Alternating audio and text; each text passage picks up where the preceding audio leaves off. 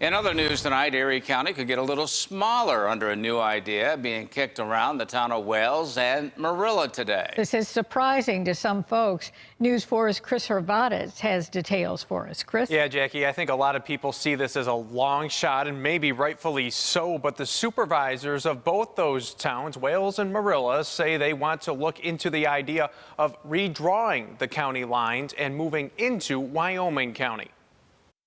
Yes, we feel that we fit better because we are more rural and more agricultural. Right now, Marilla Town Supervisor Earl Gingerich Jr. says it's just a preliminary assessment. Wales Town Supervisor Tim Howard says the same. I very much recognize the grass always looks greener on the other side of the fence, and sometimes it is, and sometimes it isn't. Howard is the former Erie County Sheriff, though he says this doesn't have anything to do with his former role. Both Erie County towns, which sit on the Wyoming County border, want to assess the impact of annexation.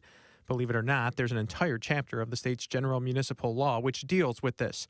The process can be sparked either with a petition or a resolution by the governing boards of the local governments involved.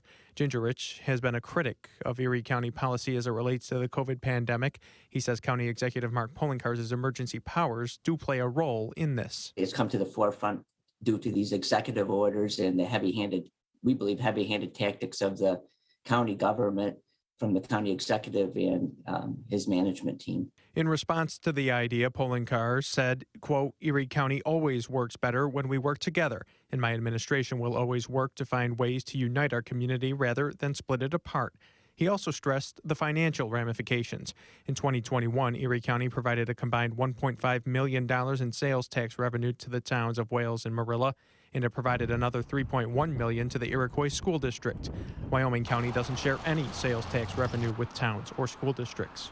That is something we are looking at. This is a long way from coming to fruition. If it does, Gingerich said it could be a 2-year process. Chris Hervadez, News 4.